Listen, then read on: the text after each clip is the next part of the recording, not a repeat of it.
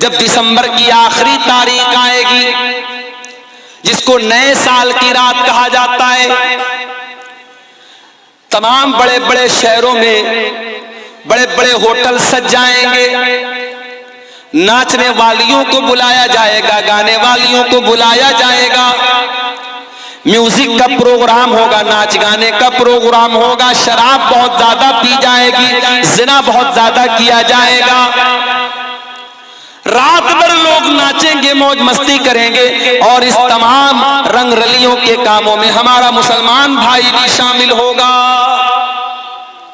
और सिर्फ मुंबई की बात नहीं कर रहा हूं, सिर्फ दिल्ली की बात नहीं कर रहा हूं, सिर्फ कलकत्ता की बात नहीं कर रहा हूं, अब आपके कटिहार में, आपके किशनगंज में, आपके पूर्णिया में, आपके अररिया में, आपके फॉरबिसगंज में, आपके सिलीगुड़ी में, आपके न्यू जलपाईगुड़ी में, आपके दार्जिलिंग में, ये तमाम आपके करीब के जो बड़े बड़े शहर और इलाके हैं, वहां भी नए साल का पूरा जश्न मनाया जाता है। बड़े महंगे महंगे होटल बुक होते हैं और आपके मुसलमान नौजवान भी इन बुराइयों में शामिल होते हैं। मेरे प्यारे साथी, अल्लामा इकबाल ने सही कहा था, वज़ा में तुम हो नसारा तो तमद्दुन में हुनूद, ये मुसलमान है जिन्हें देख के शर्माए यहूद। ये कैसे मुसलमान हैं जिनको देख के यहूदी भी शर्माते हैं? ये ऐसे मुसलमान हैं कि इनको देख के यहूदी भी शर्माते हैं। इनकी हरकतें मेरे प्यारे साथियों ऐसी हैं। आज ऐसे दौर और हालात में मेरे प्यारे साथियों हम जी रहे हैं, और आज अफसोस इस बात का होता है, हम नए साल का जश्न मना रहे हैं, हम नए साल का जश्न मना रहे हैं। फेसबुक पर हम लिखते हैं हैप्पी न्यू ईयर, व्हाट्सएप पर स्टेटस लगाते हैं हैप्पी न्यू ईयर। अरे मेरे भाई, ये हैप्पी न्यू ईयर मनाने का टाइम नहीं है। अगर कुछ करना है तो 31 दिसंबर की रात में ये सोचो कि ऐ अल्लाह, मेरी जिंदगी का 1 साल और गुजर गया, 1 साल और गुजर गया, 365 दिन का 1 साल, अंग्रेजी कैलेंडर का 1 साल और गुजर गया।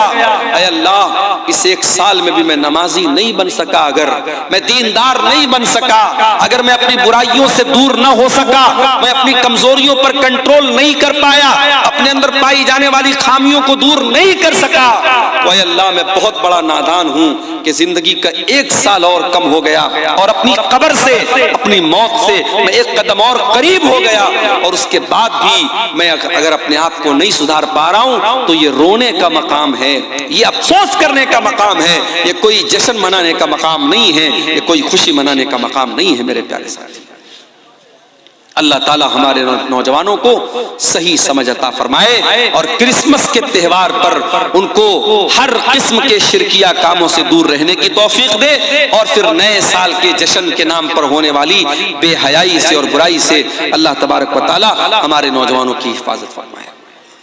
मेरे भाइयों, खुतबे मसनूना के बाद मैंने आपके सामने कुरान मजीद के 15वें पारे की कुछ आयतें पढ़ी थी, और आज की तकरीर में 15वें पारे की उन्हीं आयतों को कुछ आपके सामने समझाना है, और उसी मौजू पर आपके सामने बात रखनी है। कुरान करीम के 15वें पारे में सूरह बनी इस्राइल की आयत नंबर 22 से लेकर के 39 तक, आयत नंबर 22 से लेकर के 39 तक अल्लाह ताला ने 18 आयतों में 15 बातें बयान की। और आप जानते हैं मेरी आदत नहीं है किस्से कहानी सुनाने की, आप जानते हैं मेरी आदत नहीं है फजूल बातें करने की। मैं चाहता हूं कि ये 15 बातें जो अल्लाह ताला की नसीहत है, उन 15 बातों को हम समझ लें। इंशाअल्लाह अगर इन 15 बातों को हमने समझ लिया तो फिर दुनिया और आखिरत की कामयाबी हमें हासिल हो जाएगी, और हम बहुत सारी बुराइयों से बच जाएंगे। अगर हम सिर्फ इन 15 बातों पर अमल कर लें, अल्लाह ताला इन 15 बातों पर हम सबको अमल करने की तौफीक अता फरमाए। कुरान का 15वां पारा सूरह बनी इस्राइल आयत नंबर 22 से लेकर के 39 तक एक एक आयत में पढ़ता चला जाऊंगा और उसका मतलब बयान करके आगे बढ़ता चला जाऊंगा। कुरान की पहली नसीहत, ला तजाल मअल्लाहि इलाहन आखर। ऐ इंसान, अल्लाह के साथ तू किसी और को माबूद न बना। अल्लाह के साथ तू किसी और को मुश्किल कुशा न बना, अल्लाह के अलावा किसी और के आगे तू हाथ न फैला। फत्तक़ुद मज़मूमम मख़ज़ूला, वरना तू जलील होकर के बैठ जाएगा, रुसवा होकर के बैठ जाएगा। अगर तूने शिर्क कर दिया तो तेरी दुनिया भी बर्बाद हो जाएगी, तेरी आखिरत भी बर्बाद हो जाएगी। दुनिया में हो सकता है तू शादी के बाद कई साल तक औलाद की नेमत से महरूम था, बार बार तू अल्लाह से दुआएं कर रहा था और अल्लाह तेरी दुआ कबूल नहीं कर रहा था। तू मायूस हो गया और तूने जाकर के किसी कब्र के पास, किसी मजार के पास, किसी पत्थर के बुत के पास, किसी पेड़ के पास जाकर के हाथ जोड़ दिया और उससे जाकर के तूने औलाद मांग ली।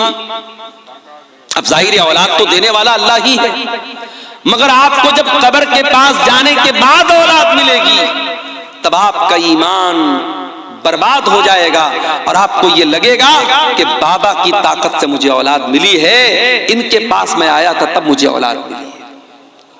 अल्लाह तबारक व तआला तेरे ईमान को आजमाने के लिए जब तू किसी शिर्क के अड्डे पर जाएगा और वहां तेरी दिल की मुराद पूरी हो जाएगी तो तुझको ऐसा लगेगा कि यहां आने से मेरी मुराद पूरी हुई है। हालांकि अल्लाह ताला तेरे ईमान को आजमा रहा है कि तू तौहीद पर कायम रहता है या शिर्क के ऊपर चला जाता है। मेरे प्यारे साथियों, आज कितने मुसलमान हैं जो तौहीद के रास्ते से हट करके शिर्क के रास्ते के ऊपर चल रहे हैं।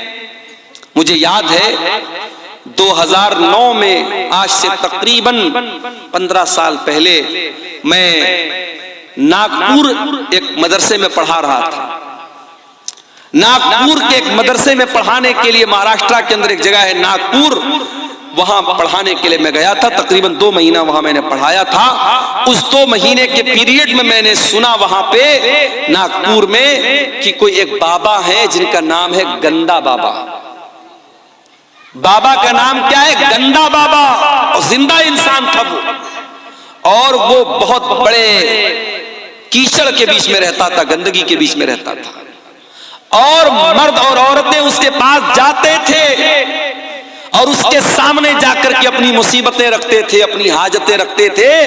और वो गंदा बाबा, वो गंदगी, वो कीचड़ और वो नापाकी उठा करके जिस औरत को मार देता था, जिस मर्द को मार देता था, वो ये अकीदा रखता था कि बाबा ने मेरी मुराद सुन ली, अब मेरी मुराद पूरी हो जाएगी। और ये काम करने वाला कौन था? मुसलमान था। बाबा के बारे में तो नहीं पता कि वो मुसलमान था कि नहीं था, मगर बाबा के पास जाने वालों में अक्सर लोग कौन थे? मुसलमान थे। मेरे भाई, ये मुसलमान का हाल है। जितने शिर्क के अड्डे वहां पर मुसलमान आपको खड़ा हुआ मिल जाएगा। कितनी मुसलमान औरतें आपको कब्रों पर सजदा करते हुए मिल जाएंगी। कितनी मुसलमान औरतें पत्थर के बुत के आगे आपको हाथ जोड़ने वाली भी मिल जाएंगी। क्रिसमस का त्योहार मनाने वाला मुसलमान नौजवान भी आपको मिल जाएगा। याद रखो मेरे प्यारे साथियों, दुनिया के अंदर दौलत तो बहुत सारी दौलतें हैं, मगर सबसे बड़ी दौलत अगर कोई है तो ईमान की दौलत है। सबसे बड़ी अगर कोई दौलत है तो तौहीद की दौलत है। दुनिया की सारी दौलत कमा करके क्या करेंगे हम अगर हमारे पास ईमान की दौलत नहीं होगी, हमारे पास तौहीद की दौलत नहीं होगी। कल कयामत का दिन होगा, अल्लाह ताला पूछेगा, ऐ खैरूगंज के रहने वाले मुसलमान, तू बड़ा गरीब इंसान था, तू झोपड़ी में रहता था, तू महीने का 5-6 हजार रुपया महीना कमाता था, बड़ी मुश्किल से तेरी दाल रोटी चलती थी, तू मेरे पास क्या लेकर के आया है? वो खैरूगंज का एक कमजोर सा गरीब सा मुसलमान अल्लाह की बारगाह में कहेगा, अल्लाह मैं कुछ नहीं लेके आया हूं, मेरे पास धन नहीं है, दौलत नहीं है, खजाना नहीं है, बिल्डिंग नहीं है, मैं करोड़ों का मालिक नहीं हूं, लेकिन अल्लाह मैं तौहीद लेकर के आया हूं। तेरी तौहीद से कभी समझौता न किया, तेरे दर को छोड़ के किसी और के दर के आगे सर न झुकाया। अय अल्लाह मांगा तो तुझसे मांगा, अय अल्लाह दुआ की तो तुझसे की, अय अल्लाह भरोसा किया तो तेरे ऊपर किया। अय अल्लाह मैं तौहीद लेकर के आया हूं, मैं ईमान लेकर के आया हूं। और वो गरीब मुसलमान वो गांव देहात का रहने वाला गरीब मुसलमान जिसके पास कुछ नहीं था, कमजोर से मकान में रहता था, तौहीद लेके अल्लाह क्या जाएगा, अल्लाह उसको जन्नत में दाखिल करेगा। और वही वो आदमी जो मुंबई के और दिल्ली के और कलकत्ता के बड़े करोड़ों और अरबों के महल में रहता था, वो इंसान अल्लाह के पास आएगा और कहेगा, ऐ अल्लाह बहुत पैसे वाला हूं, बहुत दौलत है मेरे पास, बहुत बड़ा बंगला है मेरा। अल्लाह पूछेगा तेरे पास ईमान है क्या, तेरे पास तौहीद है क्या, तू क्या एक अल्लाह को मानता था, क्या तू एक अल्लाह पर ईमान रखता था? वो कहेगा नहीं है अल्लाह, मैं तो मुसलमान भी अपने आप को कहता था, मेरे नाम के आगे खान भी लगता था, लोग बड़े फक्र से भाईजान करते थे, और गणेश जी का त्योहार आता था तो मैं गणेश जी की भी पूजा करता था, मैं दिवाली भी मनाता था, मैं होली भी मनाता था, ऐ अल्लाह मैं नमाज भी पढ़ता था और बुत के आगे भी सजदा करता था, मैं सेकुलर मुसलमान था, मैं तौहीद का मतलब नहीं जानता था, मैं तो इंसानियत के नाम पे सबको सही कहता था। वो इंसान जो दुनिया में सबको सही कहता है और अल्लाह के आगे भी सर झुकाता है और पत्थर के बुत की भी इबादत करता है, याद रखो मेरे प्यारे साथियों, अल्लाह कुरान में कहता है, इन्नल्लज़ीना कफरू व मातू व हुम कुफ्फारुन फलन युक़बल मिन अहदिहिम मिल्उल अर्ज़ि ज़हबा। जो लोग ईमान के बगैर दुनिया से चले गए, कुफ्र की हालत में मर गए, तौहीद के बगैर मर गए, अल्लाह कह रहा है कि कल क़यामत के दिन अगर वो जमीन भर के सोना भी अगर लेके आ जाएं, फलन युक़बल मिन अहदिहिम, तो उनका जमीन भर के सोना भी अल्लाह कबूल नहीं करेगा। सब कुछ है तेरे पास, अगर तौहीद नहीं है अल्लाह ताला तेरा जमीन भर के सोना भी कबूल नहीं करेगा। हजरत आयशा अल्लाह के नबी से सवाल करती हैं, ऐ अल्लाह के नबी, अब्दुल्ला बिन जुदान बड़ा नेक आदमी था, बड़ा गरीबों की मदद करता था, दान करता था, खैरात करता था, गरीबों की यतीमों की मदद करता था। ऐ अल्लाह के नबी, क्या अब्दुल्ला बिन जुदान जन्नत में जाएगा? क्या उसकी नेकियां उसके काम आएंगी? अल्लाह के नबी ने फरमाया कि नहीं है आयशा, अब्दुल्ला बिन जुदान को उसकी नेकियां काम नहीं देंगी। क्यों? क्योंकि वो अल्लाह की तौहीद पर ईमान नहीं रखता था। ऐ आयशा, उसने कभी ये न कहा था रब्बिग़फिरली खतीयती यौमद्दीन, ऐ अल्लाह तू कयामत के दिन मेरी खताओं को माफ कर देना। ना वो अल्लाह के ऊपर ईमान रखता था, ना कयामत के ऊपर ईमान रखता था। तौहीद की हिफाजत करो मेरे भाई। मैं आज अफसोस के साथ ये बात कहना चाहता हूं कि अब हमारी शेरशाबादी बिरादरी में, हमारे अहले हदीसों में भी अब बहुत सारे ऐसे काम होने लगे हैं जो तौहीद के खिलाफ। मैं देखता हूं, इसी फील्ड में रहता हूं, जब प्रोग्रामों में आता हूं मैं देखता हूं अब अहले हदीसों के घरों में भी बच्चों के गले में काले काले धागे और तावीज नजर आने लगे हैं। जिन घरों में औरतें जाहिल हैं, जिन घरों में औरतों को तौहीद के बारे में नहीं मालूम, उन घरों में बच्चों को तावीज भी पहनाया जा रहा है, उनको नजर का टीका भी लगाया जा रहा है, उनके हाथों में गंडा भी बांधा जा रहा है। मेरे प्यारे साथियों, कभी ये मत सोचना कि हम अहले हदीस हैं, हमारा अकीदा तो पत्थर की लकीर है, हमारा अकीदा कभी खराब नहीं हो सकता।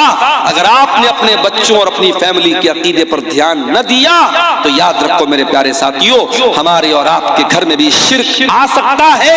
अगर इब्राहीम अलैहिस्सलाम जैसा पैगंबर अल्लाह से दुआ करता है कि ऐ अल्लाह मेरी औलाद को तो शिर्क से बचाना, ऐ अल्लाह वजुनूबनी व बनिया अन नअबुदल असनाम, मुझे और मेरी औलाद को बुत परस्ती से बचाना, शिर्क से बचाना। अगर इब्राहीम जैसे पैगंबर को ये डर है तो हमें और आपको अपने बच्चों के बारे में ज्यादा डरना चाहिए और हमें अपने बच्चों की और अपनी तौहीद की फिक्र करना चाहिए। अल्लाह ने पहली नसीहत की, ला तजअल मा अल्लाहि इलाहन आखर, अल्लाह के साथ किसी को शरीक मत करना। दूसरी नसीहत, वक़ज़ा रब्बुका अल्ला ताबुदू इल्ला इय्याह, तुम्हारे रब का ये हुक्म है कि इबादत करो तो उसी की करो, तौहीद पर कायम रहो। पहला भी हुक्म तौहीद का, दूसरा भी हुक्म तौहीद का। फिर तीसरा हुक्म दिया, व बिल वालिदैन इहसाना, और तीसरा हुक्म यह है कि अपने वालिदैन के साथ, अपने माता पिता के साथ तुम अच्छा सलूक करते रहना। जिस माँ ने 9 महीने तुमको पेट में रखा है, जिस बाप ने उंगली पकड़ के चलना सिखाया है, जिस माँ ने अपने खूने जिगर को दूध की शक्ल में तुझको पिलाया है, जिस बाप ने तेरे आराम की खातिर अपने आराम को कुर्बान किया है, उस माँ के साथ, उस बाप के साथ हमेशा अच्छा सलूक करना, उनको तकलीफ न देना। कभी पेट में गैस हो जाती है ना, इंसान बेचैन हो जाता है। कभी डॉक्टर के यहाँ जाओ तो सबसे ज्यादा आपको गैस के पेशेंट मिलेंगे। बड़े बड़े हॉस्पिटलों में चले जाओ तो सबसे ज्यादा भीड़ कहां रहेगी? पेट के डॉक्टर के पास रहेगी, गैस्ट्रोलॉजिस्ट के पास रहेगी। पेट के अंदर जरा सी गैस हो जाए, इंसान डॉक्टरों के पास भागता है। अगर 1 घंटा आपके पेट में कोई चीज रह जाए, आप बेचैन हो जाएंगे। मेरे प्यारे साथियों, जिस पेट में 1 घंटा तक आप कुछ हवाओं को अपने पेट में रहने नहीं देते, थोड़ी सी गैस पेट में बन जाए तो जीना हराम हो जाता है। उसी पेट में एक औरत 9 महीने तक अपने बच्चे को रखती है। जरा कैलकुलेटर ले जाकर के चेक कर लेना कि 9 महीने में कितने घंटे और कितने मिनट आते हैं। 1 घंटा आप अपने पेट में कोई एक्स्ट्रा बोझ नहीं रख सकते। मां अपने बच्चे को 9 महीने में तकरीबन 4000 से भी ज्यादा घंटे तक अपने पेट में अपने बच्चे को रखती है। और जब बच्चे को जन्म देती है तो समझो कि वो जीवन की बहुत बड़ी अग्नि परीक्षा देती है, अपने जिंदगी को दांव पे लगा देती है। और तब जाकर के बच्चा पैदा होता है। और वही बच्चा जब जवान होता है, उस माँ को गाली दे के घर से निकाल भी देता है। वही बच्चा जब जवान होता है, उसी बाप के साथ बदतमीजी करता है, बाप को बुरा भला कहता है। और ऐसे भी बदनसीब बेटों को मैंने देखा है जिन्होंने अपने बाप के ऊपर हाथ तक उठाया है। याद रखो मेरे प्यारे साथी, इस दुनिया में अल्लाह ने अगर हम पर एहसान किया है, हमें पैदा किया है, तो हमें पैदा करने का सबब और जरिया अल्लाह ताला ने हमारे माता पिता को बनाया है, हमारे माँ बाप को बनाया है। माँ के मरने के बाद माँ की तरफ से मदरसे में चंदा देने वालों, माँ की तरफ से मदरसे में बिल्डिंग बनवाने वालों, माँ की तरफ से इलाके में ट्यूबवेल लगवाने वालों, तुम्हारी माँ को तुम्हारे उसके मरने के बाद तुम्हारी नेकियों की जरूरत नहीं है। माँ की जिंदगी में माँ को तुम्हारी जरूरत है। बाप की जिंदगी में बाप को तुम्हारी जरूरत है। बाप जिंदा था, बिस्तर पे बैठ करके खांसता था, तूने 10 रुपए की दवा तक उसको न दी। माँ बिस्तर पे तड़पती थी, तो बीवी के साथ आराम से लेटा रहता था, तुझे माँ की कभी कोई चिंता न हुई। तू अपने बच्चों के साथ बैठ करके अच्छे खाने खाता था। तेरी माँ बेचारी कई दिन तक भूखी रह जाती थी। और आज माँ के मरने के बाद तू लाखों करोड़ों दान और खैरात में लुटा रहा है। बंद कर दे ये नौटंकी और बंद कर दे ये ड्रामेबाजी। तेरी माँ को तेरी इस ड्रामेबाजी की कोई जरूरत नहीं है, ना अल्लाह को कोई जरूरत है।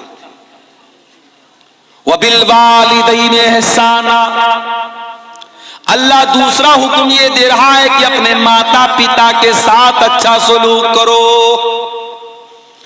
अय अल्लाह, मेरी माँ 70 साल की हो गई है, बिस्तर पे पाखाना कर देती है। अय अल्लाह, मेरे लिए बड़ी तकलीफ का मौका आ गया, बड़ी आजमाइश का मौका आ गया, मैं क्या करूं? घर में कोई देखभाल करने वाला नहीं है।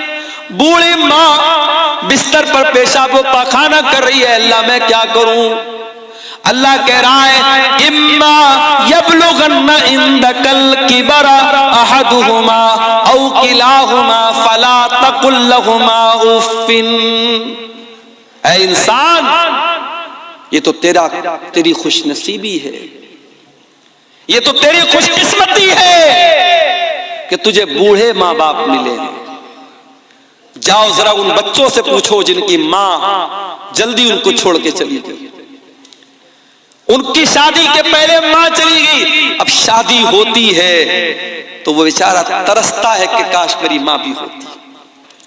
उसके बच्चे पैदा होते तो वो तरसता है कि काश मेरी मां जिंदा होती तो कम से कम मेरे बच्चों को दादी का प्यार मिलता, मेरा बाप जिंदा रहता तो मेरे बच्चों को दादा का प्यार मिलता। जिंदगी के बहुत सारे ऐसे मोड़ आते हैं जब इंसान अपने माँ बाप के मशवरे की जरूरत महसूस करता है। अगर बूढ़े माँ बाप मिले हैं मेरे प्यारे साथियों तो इसको अपने लिए बोझ मत समझो। कुरान कहता है इम्मा यबलुगन्ना इंदकल किबर अहदुहुमा औ किलाहुमा, अगर तुम्हारे माँ बाप में से कोई एक तुमको बुढ़ापे में मिल जाए या दोनों बुढ़ापे में मिल जाए, पहले एक का जिक्र किया बाद में दोनों का किया।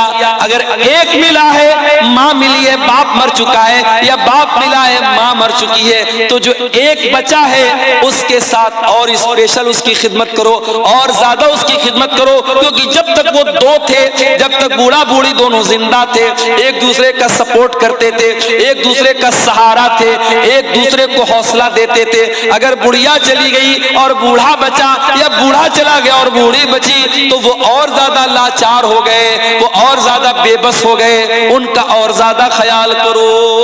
अल्लाह अकबर। एक बचा है तो उसका और ज्यादा ख्याल करो। अल्लाह ने पहले एक का जिक्र किया, कहा अगर तुम्हारे माता पिता में से कोई एक तुमको मिल जाए या दोनों मिल जाए तो तुम्हें क्या करना है? फरमाया फला तकुल्लहुमा उफ्फिन, उनको कभी उफ भी मत कहना। उफ का मतलब समझते हो? जैसे हमारे यहाँ बोलते हैं, हमारे यहाँ अपनी आम जबान में हम जब किसी को हकारत की नजर से क्या बोलते हैं, ऐसा बोलते हैं। अपने माँ बाप को हट भी नहीं कहना है, हूं भी नहीं कहना है, उप भी नहीं कहना है।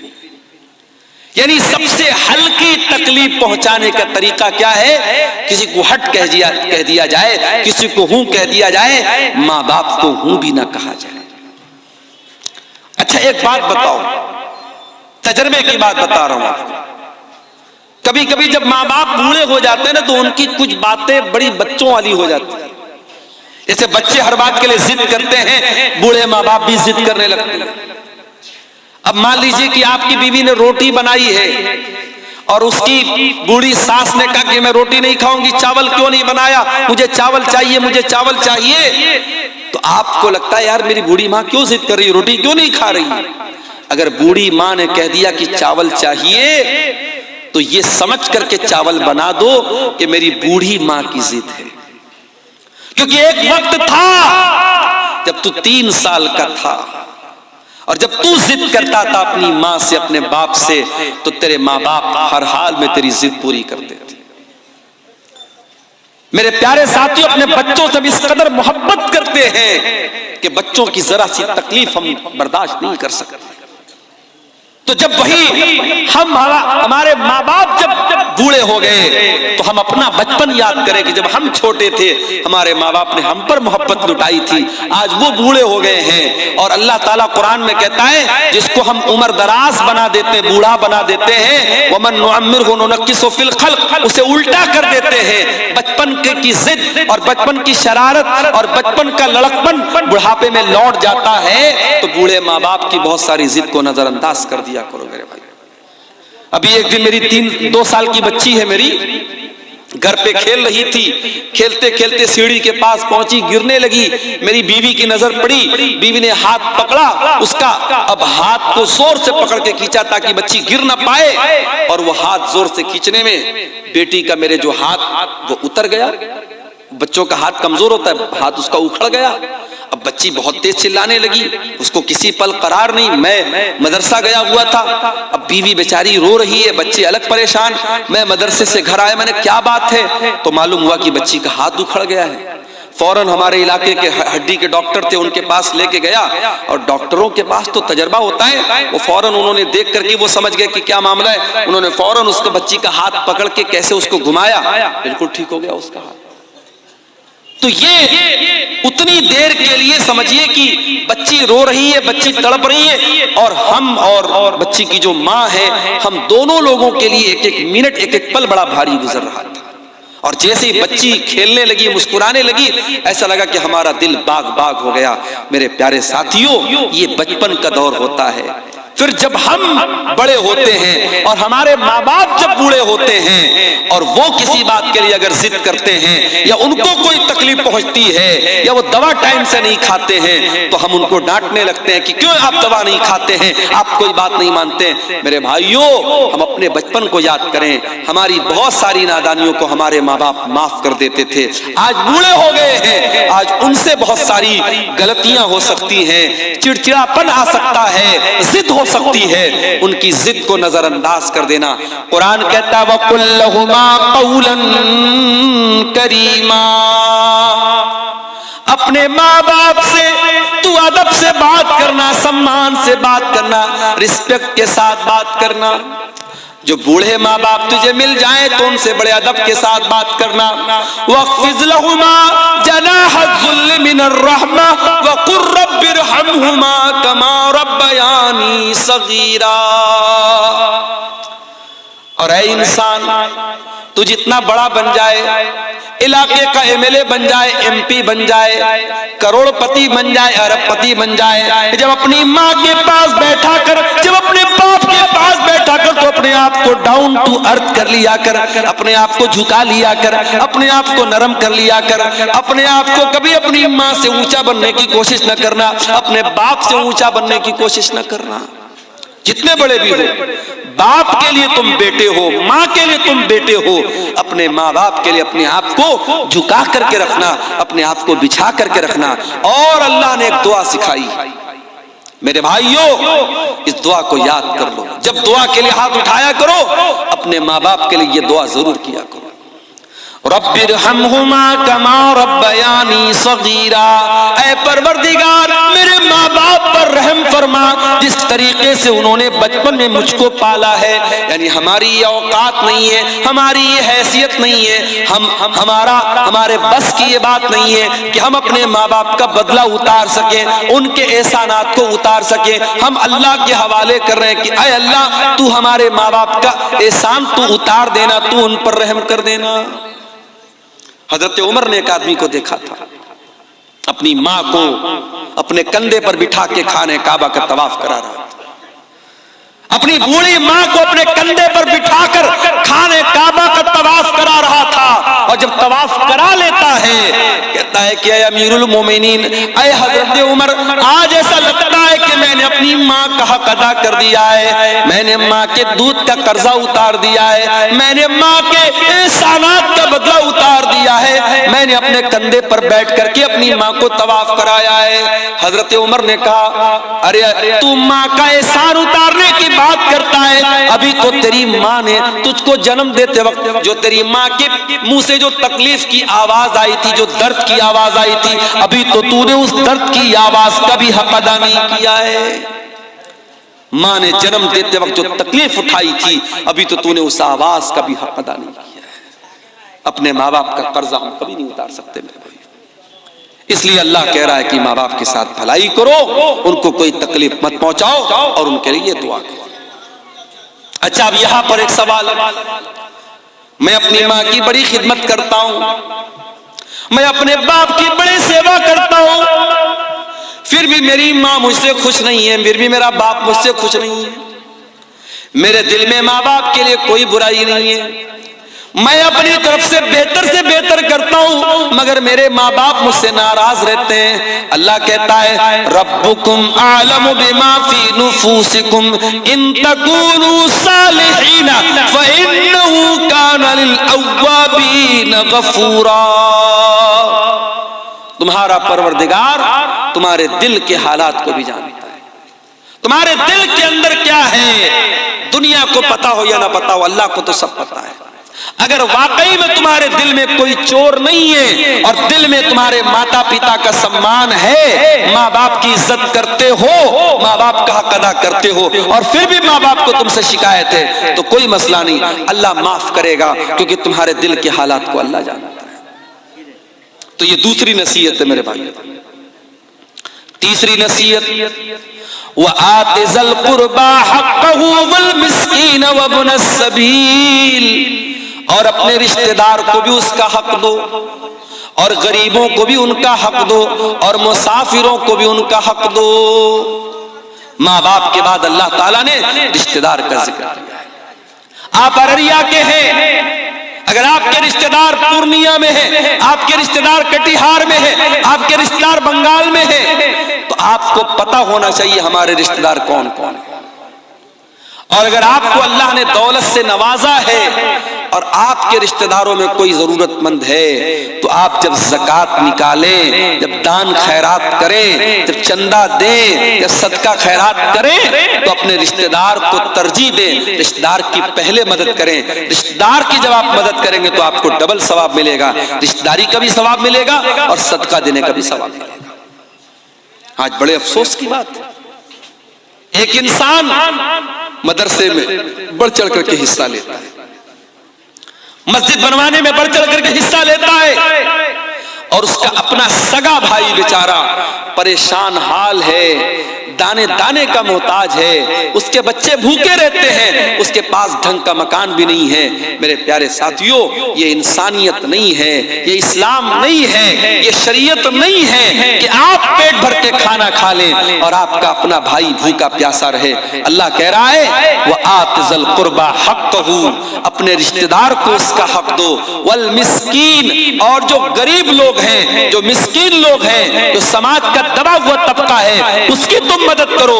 वब्न सबील, और कोई मुसाफिर है, यूपी से आया है, आसाम से आया है, कश्मीर से आया है, सफर में उसकी किसी ने पॉकेट मार ली, उसका पर्स चोरी हो गया, अब बेचारा वो मदद मांग रहा है, मुसाफिर है, मजबूर है, उसकी मदद करो, उसको तुम अपने माल, अपनी ज़कात की रकम भी उसको तुम दे सकते हो। अल्लाह ने माँ बाप का जिक्र करने के बाद ये तीसरी नसीहत की कि रिश्तेदार को, गरीब को और मुसाफिर को उसका। उसके बाद चौथी नसीहत, वला तुबज़्ज़िर तबज़ीरा, और अल्लाह के बंदो, माल के अंदर फजूल खर्ची ना करना, नाजायज जगहों पर अपना माल खर्च ना करना। इन्नल मुबज़्ज़िरीन कानू इख़वान शयातीन, बेशक फजूल खर्ची करने वाले, शराब पर पैसा लुटाने वाले, ज़िना पर पैसा लुटाने वाले, लड़कियों के नंबर पर रिचार्ज करवाने वाले, नाजायज रिश्ता बनाने के लिए अय्याशी करने वाले और हराम जगहों पर पैसा खर्च करने वाले, इन्नल मुबज़्ज़िरीन कानू इख़वान शयातीन, वो शैतान के भाई हैं। पैसा हमारा नहीं, कोई ये ना कहे पैसा मेरा है, नहीं, हमारी क्या औकात है मेरे भाई, पैसा अल्लाह का है, अल्लाह ने हमको दिया है, अल्लाह ने हमको दिया है, अल्लाह चाहता तो हमें ना देता। और ये भी याद रखो, दुनिया में दौलत इंसान के टैलेंट से नहीं मिलती, इंसान के इल्म से नहीं मिलती। बड़े बड़े आलिम हैं, बड़े बड़े पढ़े लिखे लोग हैं, बड़े बड़े डिग्री वाले लोग हैं, वो तरस रहे हैं, बड़ी मुश्किल से अपना घर चला रहे हैं, और जाहिल और अंगूठा छाप लोग करोड़ों कमा रहे हैं इसी दुनिया में, इसी इलाके में। आप देख लीजिए, पटना के अंदर मैंने देखा ऐसे ऐसे लोग ओला बाइक चला रहे हैं जो इंजीनियरिंग पढ़े हुए हैं और बड़ी आला तालीम हासिल किए हुए हैं, और क्या कर रहे हैं, वो बाइक चला रहे हैं किराए पर, मुसाफिरों को बिठा बिठा के, यानी जो काम ऑटो का होता है, रिक्शा का होता है, वो बाइक का वहां काम हो रहा है, ओला बाइक चला रहे हैं। तो पढ़ाई लिखाई से पैसा नहीं का ताल्लुक नहीं है मेरे भाई। ठीक है, आप पढ़ लिख लेंगे, अल्लाह करे आपको अच्छी नौकरी मिल जाए, अच्छा मकाम मिल जाए, मगर जरूरी नहीं है कि आपके इल्म के एतबार से आपको पैसा मिले। तो अगर अल्लाह ने आपको पैसे वाला बनाया है तो ये मत कहिए कि पैसा मेरा है, पैसा अल्लाह का है। और जब पैसा अल्लाह ने आपको दिया है तो ये पैसा कहाँ खर्च करना है और ये पैसा कहां से आया है, दोनों का हिसाब अल्लाह को देना पड़ेगा। अल्लाह के प्यारे नबी फरमाते हैं, ला तज़ूलु क़दमा इब्ने आदम मिन इंदि रब्बिही यौमल क़ियामा, क़यामत के दिन इंसान अपनी जगह से हिल नहीं पाएगा जब तक 5 सवालों का जवाब न दे दे। और उन 5 सवालों में एक सवाल ये भी होगा, वअन मालिही मिन ऐन इक्तसबहु व फीमा अनफ़क़हु, तूने माल कहां से कमाया और कहां खर्च किया। हराम जगहों पर पैसा खर्च करने वाले शैतान के भाई हैं। अपने जायज काम पर अगर आप जरूरत से ज्यादा पैसा खर्च करते हैं, जैसे राहुल गांधी का जूता अभी आजकल बड़ा चर्चा में चल रहा है। राहुल गांधी ने, पता नहीं मैंने वीडियो देखा नहीं है, ये बयान किया जा रहा है, कहने वाले बोल रहे हैं कि राहुल गांधी ने किसी को जूता मार दिया तो बेचारा आईसीयू में चला गया। तो इंटरनेट पर मैंने चेक किया तो पता लगा वो 4 लाख का जूता है। भाई 4 लाख के जूते से किसी को मारोगे तो कहां जाएगा, आईसीयू में ही जाएगा। हम लोग घड़ी पहनते बड़ी मुश्किल से, टाइटन की घड़ी है 1000-2000 की घड़ी आती है। कुछ लोग साहब राडो की घड़ी पहनते हैं और पता नहीं कौन कौन सा ब्रांड आता है, 1.5 लाख की 2-2 लाख की घड़ी पहनते हैं लोग। तो घड़ी पहनना तो जायज है, लेकिन इसमें आप हद से ज्यादा पैसा खर्च करेंगे तो ये इसराफ है। जूता पहनते हैं लोग 4-4 लाख का जूता, ये इसराफ है मेरे भाई। किसी बहुत बड़ी बॉलीवुड की हीरोइन की शादी थी, बनारस से उन्होंने अपनी शादी का लहंगा सिलवाया था। बनारस तो जानते हैं आप, साड़ी का गढ़ है और कपड़े का गढ़ है। तो मैं नाम नहीं लूंगा हीरोइन का, वरना आप लोग कहेंगे मौलाना को हीरोइनों का नाम भी आता है। उस हीरोइन के लहंगे का कपड़ा बनारस से तैयार हुआ था और उस लहंगे में ओरिजिनल गोल्ड जो होता है, सोना, उसकी जरी इस्तेमाल हुई थी, उसका तार इस्तेमाल हुआ था और कई लाख का वो लहंगा था। और ये आज से मैं 15 साल पहले की बात बता रहा हूं। एक हीरोइन की शादी हुई तो उनका लहंगा बनारस से तैयार हुआ था। शादियों पर कितना खर्च हो रहा है देखिए। उत्तर प्रदेश के मेरठ में एक शादी हुई, लड़के ने अपनी साली को घड़ी, साली ने आकर के घड़ी पहनाई तो घड़ी पहनाने की जो रस्म थी उसका जो पैसा दिया दुल्हे ने 2.5 लाख रुपया दिया। 2.5 लाख रुपया उसको घड़ी की पहनाई का दिया। और मौलवी साहब ने जिन्होंने निकाह पढ़ाया उनको निकाह पढ़ाने का इनाम 11 लाख रुपए दिया गया। और दूल्हे साहब को ससुराल से जो पैसा मिला इनाम के तौर पे, जहेज के तौर पे 2.5 करोड़ रुपया कैश मिला। ये न्यूज बाकायदा आई थी। उत्तर प्रदेश के सिद्धार्थनगर में शादी हुई, मुसलमान की बात बता रहा हूं, किसी गैर मुस्लिम की बात नहीं बता रहा हूं। मुसलमान की शादी हुई, वो बारातियों पर नोट लुटा रहा था। 20 लाख रुपए उसने नोटों की गड्डियां हवा में लुटा दी, 20 लाख रुपए लुटा दी उसने बारातियों के ऊपर। ये मुसलमान ये काम कर रहा है। अल्लाह कह रहा है, वला तुबज़्ज़िर तबज़ीरा, फुजूल खर्ची न करना, इन्नल मुबज़्ज़िरीना कानू इख़वान अश-शयातीन, फुजूल खर्ची करने वाले शैतानों के भाई हैं। व कान अश-शैतानु लिरब्बिही कफूरा, और शैतान अपने रब का बहुत बड़ा नाशुक्रा है। कितनी चीजें हो गई? 4 चीजें हो गई। अब 5वीं चीज भी सुन लीजिए। वइम्मा तुरिज़न्ना अन्हुम इब्तिगा रहमतिन मिन रब्बिका तरजूहा फकुल लहुम क़ौलन मैसूरा, अगर तुम्हारे पास गरीब को देने के लायक, रिश्तेदार को देने के लायक पैसा नहीं है और वो तुमसे मदद मांगने के लिए आया है, अल्लाह ने पहले देने का तरीका बताया। अगर देने की ताकत नहीं और मना करना है तो मना कैसे किया जाए, मना करने का तरीका भी बता दिया। फरमाया फकुल लहुम क़ौलन मैसूरा, अपने उस रिश्तेदार को अगर पैसा देने की ताकत नहीं है तुम्हारे अंदर तो नरमी के साथ माजरत कर लेना, एक्सक्यूज बयान कर देना, अपना उज्र बयान कर देना, उसके साथ सख्ती ना करना, उसको डांट करके मत भगाना, उसको झिड़क करके ना भगाना, नरमी के साथ, प्यार के साथ, मोहब्बत के साथ उसको रवाना कर देना। अगर कोई आपके दरवाजे पर मदद मांगने के लिए आ जाए, कोई साइल आ जाए, तो कुरान कह रहा है उसको कभी सख्ती के साथ बात मत करो, मोहब्बत के साथ, नरमी के साथ कह दो, भाई अभी मेरे पास नहीं है, बाद में तुम आ जाना। ये ना देने का तरीका अल्लाह ताला ने बयान किया। उसके बाद फरमाया इन्ना रब्बका यबसुत, उसके बाद फरमाया वला तजअल यदका मगलूलतन इला उनुकिका वला तबसुतहा कुल्लल बस्ति फतक़उद मलूमन महसूरा। बड़ी जामे आयत है कुरान की। बाज़ उलमा कहते हैं कि इस एक आयत पर अगर कोई देश अमल करे, उस देश की अर्थव्यवस्था सही हो जाए। आज हमारे देश की अर्थव्यवस्था क्यों चौपट है? क्योंकि मामला वही है, अंधेर नगरी चौपट राजा वाला मामला आ चुका है। आज हम रोड पर चलते हैं, चाहे रोड अच्छी हो चाहे रोड खराब हो, हर किलोमीटर पर आज टोल देना पड़ रहा है। बनारस से, पटना से आपके अररिया आने के दौरान कई टोल पड़े, और अभी यहां से अगर हमको बंगाल जाना पड़ जाए तो कई टोल पड़ेंगे। यानी एक एवरेज अगर जोड़ा जाए तो हर किलोमीटर पर 2 रुपया टोल टैक्स हमको देना पड़ता है।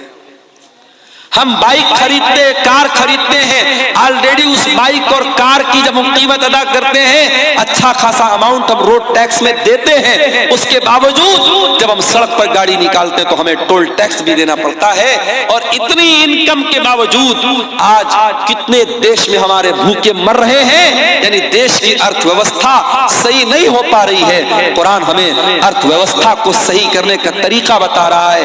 कुरान हमें इकोनॉमी को सही करने का तरीका बता रहा है। अल्लाह कह रहा है वला तजाल यदका मगलूलतन इला उनुकिका, अपनी गर्दन को अपने हाथ को अपनी गर्दन से बात करके मत रखो। यानी अपने हाथ को बिल्कुल समेट करके मत रखो, जहां जरूरत पड़े खर्च करो। वला तबसुतहा कुल्लल बस्ती, और अपने हाथ को पूरी तरीके से फैला भी मत दो। अगर बहुत ज्यादा फैला दोगे, अपनी लिमिट से ज्यादा खर्च करोगे, फतक़उद मलूमन महसूरा, तो जलील होकर के और थक हार करके बैठना पड़ेगा। अगर अपनी चादर से बड़ा पैर फैलाओगे तो पैर खुल जाएगा और जलील हो जाओगे। जितनी बड़ी चादर है उतना ही पैर फैलाओ। बहुत ज्यादा कंजूसी भी मत करो और बहुत ज्यादा सखावत भी मत करो।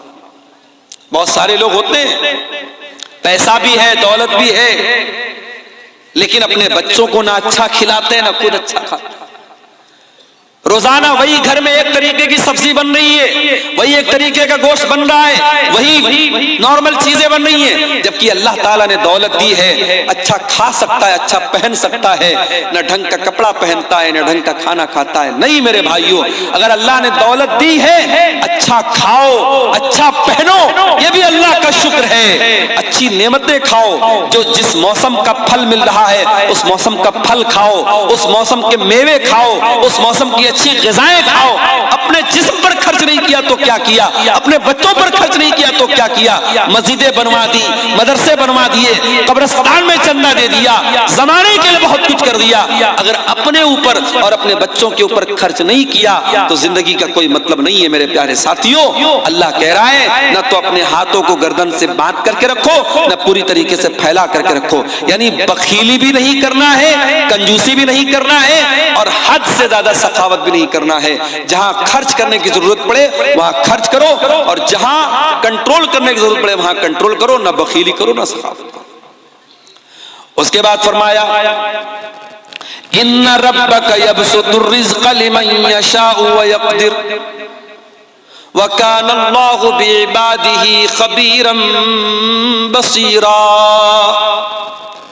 तुम्हारे रब को पता है किसको रोजी ज्यादा देना है, किसको कम देना है। अल्लाह अपने बंदों को ज्यादा बेहतर तरीके से जानता है। किसी इंसान को रोजी कम मिली वो शिकवा ना करे, किसी को ज्यादा मिली वो गुरूर ना करे। रोजी अल्लाह बांटता है, रोजी की तकसीम अल्लाह ताला करता है। अल्लाह को पता है किसको कितना देना है। दौलत तो कारून को भी मिली थी रोजी तो कारून को भी मिली थी और इतनी दौलत मिली थी कि कारून के खजानों की चाबियां बड़े बड़े पहलवान उठाते थे और बड़ी मुश्किल से उठाते थे, मगर कारून बड़ा निकम्मा आदमी निकला, अपनी दौलत पर नाश करने लगा, गुरूर करने लगा, तकब्बुर करने लगा, अहंकार करने लगा।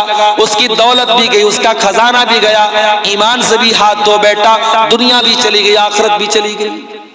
तो दौलत के ऊपर कभी गुरूर मत करना। हो सकता है दौलत आज है कल नहीं होगी। दौलत की तकसीम अल्लाह ने अपने हाथ में ली है, अल्लाह को पता है कब किसको कितना देना है। कभी इस पर भी हसद मत करना, अरे उसे इतना मिल रहा है मुझे इतना क्यों मिला, उसे ज्यादा मिल रहा है मुझे कम क्यों मिला, कभी इस पर भी हसद मत करना। अपने आप को बेहतर बनाने की कोशिश करो, अच्छा से अच्छा काम करो, मगर दूसरे की रोजी रोटी देख करके हसद मत करो, क्योंकि रोजी देने वाला अल्लाह है। अगर हसद करते हो इसका मतलब कि तुम्हें अल्लाह के फैसले पर, अल्लाह का फैसला तुम्हें मंजूर नहीं है, तुम अल्लाह के फैसले पर एतराज करते हो। उसके बाद फरमाया वला तक़्तुलू औलादकुम खशियता इमलाक, और अपनी औलाद को तुम पेट के डर से कत्ल मत करो। इस डर से अपनी औलाद को कत्ल न करो कि कल वो मेरे साथ आएगी कैसे। औलाद पैदा तो तुम करते हो मगर खिलाने वाले तुम नहीं हो। हमारे एक दोस्त हैं बंबई के अंदर, शेख सरफराज फैजी, उनकी 2 बीवियां हैं, 2 शादी की उन्होंने। हमारे यहाँ तो एक शादी के बाद अगर कोई दूसरी शादी का नाम भी ले ले तो पाप हो जाता है, गुनाह हो जाता है। साउथ में एक जगह एक मौलाना साहब ने दूसरी शादी पर तकरीर कर दी, मस्जिद में औरतें भी आई हुई थी। औरतों ने तकरीर के बीच में से कहा कि इस मौलाना को पहले भगाओ यहां से, वरना हम इसकी तकरीर नहीं होने देंगे। मौलाना साहब को बीच में से हटा दिया गया। क्यों? क्योंकि मौलाना ने दूसरी शादी के सपोर्ट में तकरीर कर दी। ये साउथ इंडिया के अंदर एक इलाके में ऐसा मामला, दूसरी शादी करना पाप बना दिया लोगों ने। जिना करने वाले जिना कर रहे हैं, एक्स्ट्रा मैरिटल अफेयर करने वाले एक्स्ट्रा मैरिटल अफेयर कर रहे हैं, शादीशुदा औरत किसी से नाजायज ताल्लुक बना रही है, शादीशुदा मर्द किसी से नाजायज ताल्लुक बना रहा है। समाज को उसकी चिंता नहीं है, समाज को इसकी चिंता है, अरे तो 2 शादी कर दी, बड़ा अय्याश आदमी है, बड़ा गड़बड़ आदमी है। समाज तो समाज उस इंसान की पहली बीवी की नजर में ये बहुत बड़ा पाप है। अगरचे वो आदमी पहली बीवी का सारा हक अदा करता हो, उसके हक में कोई कमी ना करता हो, फिर भी पहली बीवी इस बात के लिए बिल्कुल तैयार नहीं है कि शौहर दूसरी शादी करे। अभी मुंबई में हमारे एक साथी हैं, दोस्त हैं, उन्होंने 2 शादियां की।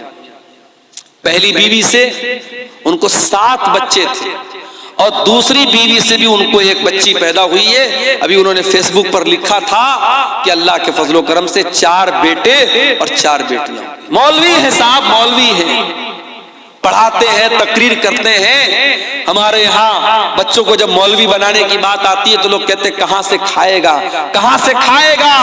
और यहाँ मौलवी के 8-8 बच्चे हैं और मौलवी इस बात की चिंता नहीं करता है कि कहां से खाएगा। याद रखो मेरे भाइयों, अपनी औलाद को हम नहीं खिलाते हैं, औलाद को अल्लाह खिलाता है। कभी पेट के डर से औलाद को कत्ल मत करना।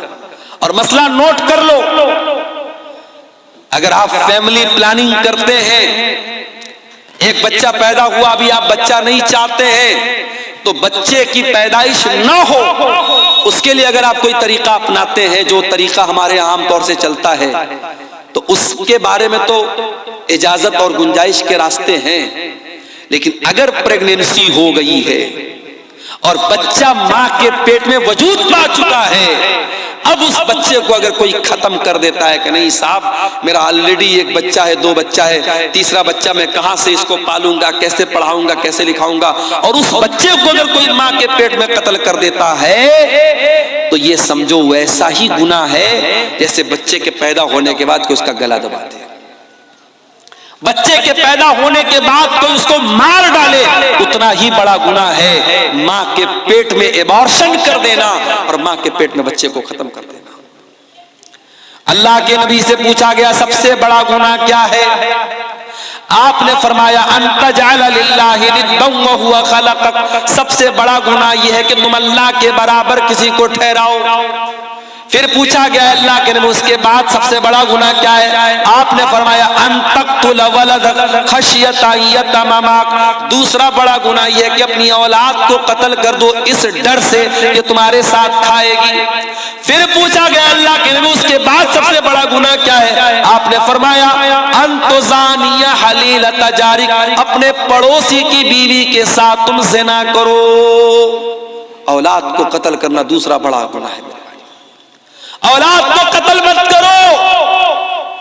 और सुन लीजिए, आज 1400 साल पहले लड़की पैदा होती थी और लोग उसको मार डालते थे। अरब के अंदर कुछ कबीले इतने जाहिल थे, बेटी पैदा होती थी उसको मार डालते थे। आज हम लोग इतने जाहिल तो नहीं है, पढ़े लिखे लोग हैं, मगर आज भी बेटी को मारते। कभी मां के पेट में मार देते हैं, कभी पैदा होने के बाद हॉस्पिटल में छोड़ के चले जाते हैं, कभी जहेज के नाम पर बहू को जला देते हैं, कभी इस बेटी को हम इसकी तरबियत सही तरीके से नहीं करते और मुसलमान की बेटी किसी गैर के साथ फरार हो जाती है, गैर मुस्लिम के साथ जाके शादी करती है और अपनी दुनिया और आखिरत को बर्बाद कर लेती है। वला तक़्तुलू औलादकुम, अपनी औलाद को कत्ल मत करो मेरे प्यारे साथियों। याद रखो ये मदरसे इसीलिए चल रहे हैं कि आपके बच्चे दीन की तालीम हासिल करें। मैं उत्तर प्रदेश का रहने वाला हूं और मदरसों को लेकर के जो हालात सामने आ रहे हैं, मेरी पेशन गोई समझ लीजिए या मेरा तजर्बा समझ लीजिए, आने वाले दौर में मदरसों को चलाना बहुत मुश्किल हो जाएगा। अभी आप ये मत सोचिए कि साहब हम तो बिहार में रहते हैं, हमारे यहाँ तो नीतीश जी की सरकार है, कोई मसला नहीं है। मदरसों को लेकर के बहुत अच्छे इरादे नहीं है लोगों के, मदरसों पर बहुत अच्छी नजर नहीं है। हमें अपने इन मदरसों में जो दीन की तालीम हम दे रहे हैं अपने बच्चों को, मेरे प्यारे साथियों, आने वाले दौर में इन मदरसों को चलाना भी बहुत बड़ा चैलेंज बन जाएगा। मैं सिर्फ यूपी की बात नहीं कर रहा हूं, पूरे ऑल ओवर इंडिया की बात कर रहा हूं। जो हमारे यहाँ जो कानून बन रहे हैं, जो सिस्टम आ रहे हैं, परेशानियां खड़ी हो जाएंगी। इसलिए मैं कहता हूं अपने बच्चों को दीन कैसे सिखाया जाए इसकी फिक्र करो, इसकी चिंता करो। बच्चों को अच्छा खिला देना, अच्छा पहना देना ये काफी नहीं है। अगर आपने बच्चों को ईमान नहीं दिया, बच्चों को दीनी तालीम नहीं दी, तो बच्चों को सही तरबियत न देना ये भी बच्चों को कत्ल करने के बराबर है। और कुरान कह रहा है वला तक़्तुलू औलादकुम खशियत इम्लाक, अपनी औलाद को कत्ल मत करो पेट के डर से, फाका कशी के डर से।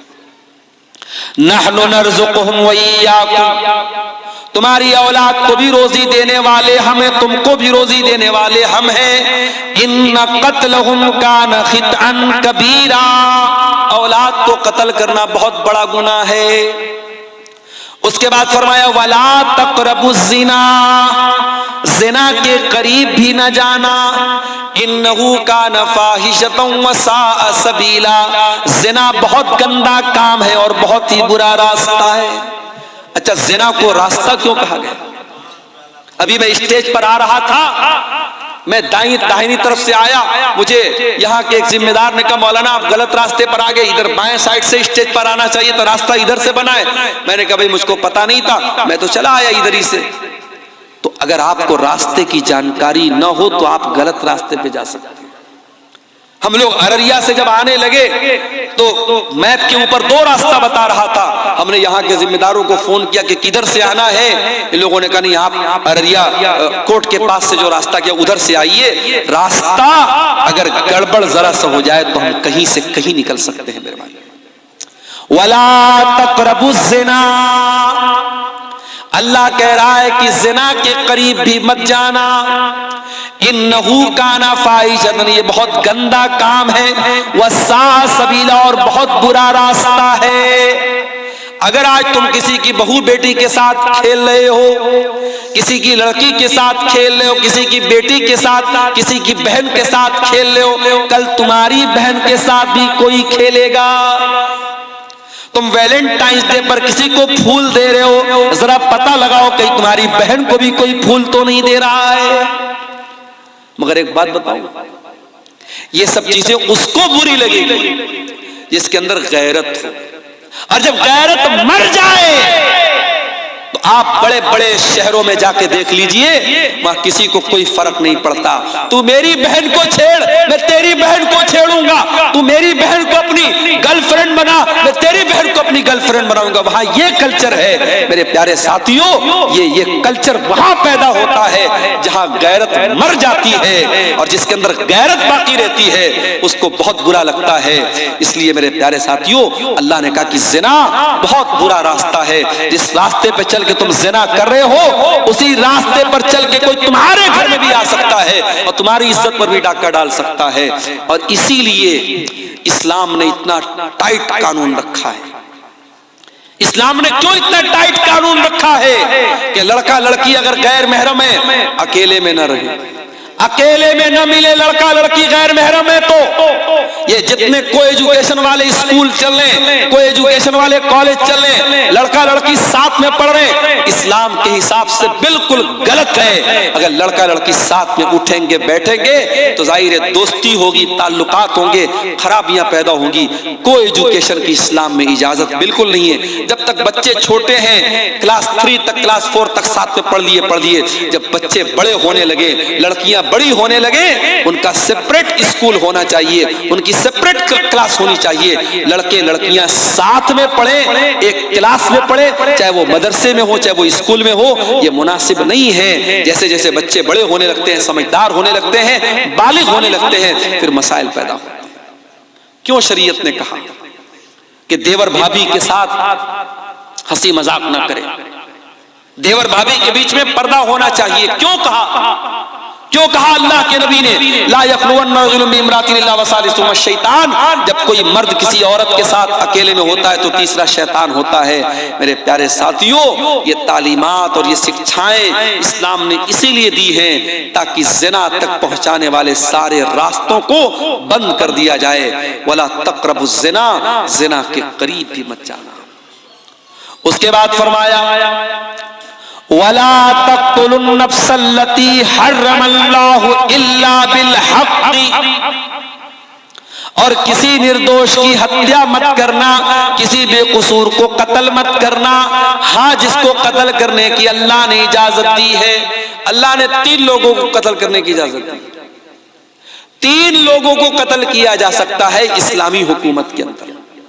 नंबर 1 अस्सय्यिबुज़्ज़ानी, शादीशुदा अगर कोई मर्द है या औरत है जिना कर लेता है और इस्लामी हुकूमत है, इस्लामी अदालत है और जिना साबित हो गया है, पत्थरों से मार मार के खत्म कर दिया जाएगा, कत्ल कर दिया जाएगा। नंबर 2, अगर कोई किसी को कत्ल कर दे तो कातिल को कत्ल के बदले में कत्ल कर दिया जाएगा, किसास ले लिया जाएगा। ये दूसरा कत्ल है जो इस्लाम में जायज है।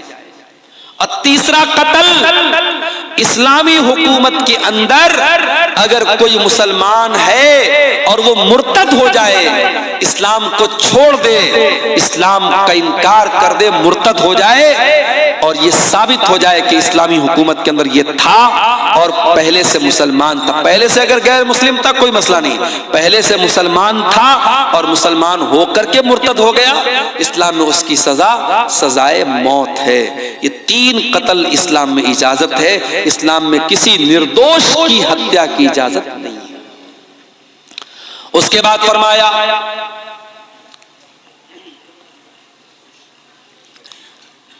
वला तक़रबू मालल यतीम इल्ला बिल्लती ही अहसन, यतीम के माल के करीब न जाना।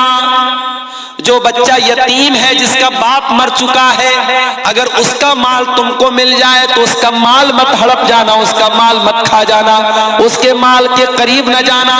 इल्ला बिल्लती ही अहसन, हाँ अगर उस यतीम बच्चे को पढ़ाने में, लिखाने में, उसकी परवरिश करने में कुछ पैसा खर्च हो रहा है तो उतना पैसा तुम उसके माल में से ले सकते हो। हत्ता यबलुगा अशुद्धा, और जब वो लड़का जवान हो जाए, बड़ा हो जाए तो फिर उसका माल उसके हवाले कर दो। यतीम का माल तुम्हें नाजायज तरीके से खाने की इजाजत नहीं। उसके बाद फरमाया वअऊफू बिल अहदी, और वादा करने के बाद वादा को पूरा करो। इन्नल अहदा कान मसऊला, अल्लाह ताला क्या वादे का सवाल होगा। अगर किसी से वादा किया है, वादे को निभाने वाला बनो, वादा खिलाफी मत करो, वादे को तोड़ने वाले मत बनो। अब 3-4 बातें और रह गई है, उसको सुन लीजिए, फिर बात को हम खत्म करेंगे। उसके बाद फरमाया वऔफू बिल कैल इज़ा किल्तुम, और जब किसी को सामान नाप करके दो तो पूरा पूरा नाप करके दो। वज़िनू बिल क़िस्तासिल मुस्तक़ीम, और जब सामान तौल करके दो तो तराजू को सही रखो, नाप और तौल को सही रखो। कारोबार में चोरी मत करो, बेईमानी मत करो, फ्रॉड मत करो, नाप और तौल बिल्कुल सही रखो। ज़ालिका खैरुन व अहसनु तअवीला, अल्लाह कह रहा है अंजाम इसी का अच्छा है। अगर सामान गड़बड़ तौलोगे, कल अंजाम बुरा होगा, दुनिया में भी बुरा होगा, आखिरत में भी बुरा होगा। और सामान सही तौल करके दोगे, हो सकता है प्रॉफिट कम कमाओगे, हो सकता है मुनाफा कम कमाओगे, मगर अंजाम इसी का अच्छा होने वाला है। उसके बाद फरमाया वला तक़फ़ु मा लैसा लक बिही इल्म, और जिस चीज की तुमको नॉलेज ना हो उस चीज के पीछे मत पड़ो। यह भी बहुत बड़ा मसला है आज। जिस चीज के बारे में पता नहीं है उस पर भी लोग अपनी राय देने लगते हैं, अपने फतवे देने लगते हैं, हलाल बताने लगते हैं, हराम बताने लगते हैं। नहीं, जिस चीज की आपको नॉलेज नहीं है उसके पीछे मत पड़िए। वला तक़फ़ु मा लैसा लक बिही इल्म, जिस चीज का तुमको इल्म नहीं है उस चीज के पीछे मत पड़ो। इन्नस समा वल बसरा वल फुआदा कुल्लु उलाइका कान अन्हु मसऊला, कयामत के दिन कान से क्या सुना है, आंखों से क्या देखा है, और दिल और दिमाग में क्या क्या इरादे पाले हैं, सबका हिसाब लिया जाए। कानों से क्या क्या सुन के आए हो, आंखों से क्या क्या देख के आए हो, ये फेसबुक पर तुमने क्या देखा, ये रील्स में तुमने क्या देखा, इंस्टाग्राम में तुमने क्या देखा, तुमने जो देखा है उसका हिसाब देना पड़ेगा। अल्लाह के सब पूछा जाएगा। आज इंस्टाग्राम के जरिए और फेसबुक के जरिए जो नौजवान लड़के और लड़कियों में जो बेहयाई परोसी जा रही है, मेरे भाइयों, अल्लाह की पनाह है। और इस बेहयाई को परोसने में सिर्फ गैरों का हाथ नहीं, हमारा भी हाथ है, हमारे मुसलमानों का भी हाथ है। कितने मुसलमान लड़के हैं जो वाहियात वीडियो बना करके, गंदी वीडियो बना करके आज इंस्टाग्राम पे छोड़ रहे हैं। और याद रखना, अगर किसी गंदी वीडियो को आपने देखा तो उसका गुनाह तो आप तक था, लेकिन जब आपने शेयर कर दिया, आपने फॉरवर्ड कर दिया, आपने मोबाइल पर स्टेटस लगा दिया, अब 500 लोगों ने देखा, 1000 लोगों ने देखा, एक गंदी चीज को जितने लोगों ने देखा उन सब का गुनाह उनको भी मिलेगा और आपके नामे आमाल में भी लिखा जाएगा। अगर आपने कोई अच्छी तकरीर शेयर कर दी, कोई अच्छी क्लिप शेयर कर दी, कोई आलिम का बयान शेयर कर दिया, कोई कुरान की आयत शेयर कर दी, आपको सवाब तो मिलेगा मिलेगा। जितने लोग उसको पढ़ेंगे और उस पर अमल करेंगे और उसको देखेंगे, उसका सवाब भी आपको मिलेगा। मेरे प्यारे साथियों, इसलिए जिस चीज की नॉलेज ना हो उस चीज के पीछे मत पड़ो और गलत कोई चीज शेयर मत करो। अगर कोई दीन से भी रिलेटेड चीज है, आप उलमा से मशवरा करने के बाद, उलमा से राय लेने के बाद उसको फॉरवर्ड कीजिए। उसके बाद आखिरी की 2 नसीहत, वला तमश फिल अर्ज़ि मरहा, और जमीन में अकड़ करके मत चलना, जमीन में तकब्बुर मत करना, अहंकार मत करना, गुरूर मत करना। इन्नका लन तखरिक़ल अर्द वलन तबलुगल जिबाल तूला, तू तकब्बुर क्यों करता है? न तो तू जमीन को फाड़ सकता है, न पहाड़ों पे चढ़ सकता है। ऐ हकीर पानी से पैदा हुए इंसान, ऐ मिट्टी के बने हुए इंसान, तू किस बात पर तकब्बुर करता है, किस बात पर गुरूर करता है? तुझे न तो तू अपने पैरों से चल के जमीन को फाड़ सकता है, न अपने पैरों से चल करके तू आसानी से पहाड़ों की बुलंदियों पर चढ़ सकता है। तू क्यों तकब्बुर करता है? अकड़ करके मत चलना। वला तमश फिल अर्ज़ि मरहा, जमीन में अकड़ करके मत चलना। और ये सब बयान करने के बाद आखिर में अल्लाह फिर कहता है, ज़ालिका मिम्मा औहा इलैका रब्बुका मिनल हिक्मा, ऐ नबी, ये 15 बातें हमने जो बयान फरमाई है, ये हिकमत की बातें ऐ नबी हमने आपकी तरफ नाजिल की है। वला तजअल मअल्लाहि इलाहन आखर, ऐ नबी आप अपनी उम्मत को ये नसीहत भी पहुंचा दीजिए कि अल्लाह के साथ किसी को शरीक मत करना। फतुल्का फी जहन्नम मलूमम मदहूरा, वरना जहन्नम के अंदर जलील होकर के डाल दिए जाओगे। देखिए मेरे भाइयों, अल्लाह ने 15 नसीहतें की और पहली नसीहत भी यही थी कि अल्लाह के साथ शिर्क मत करना, और आखिरी नसीहत भी यही थी कि अल्लाह के साथ शिर्क मत करना। पता ये चला कि मुसलमान की जिंदगी की शुरुआत भी अल्लाहु अकबर से होनी चाहिए और ला इलाहा इल्लल्लाह से होना चाहिए, और मुसलमान की जिंदगी खत्म भी हो तो ला इलाहा इल्लल्लाह पर खत्म होनी चाहिए। तौहीद पर जिंदा रहे और तौहीद पर मुसलमान की जिंदगी खत्म हो, अपने मरते दम तक अपनी तौहीद की हिफाजत करे।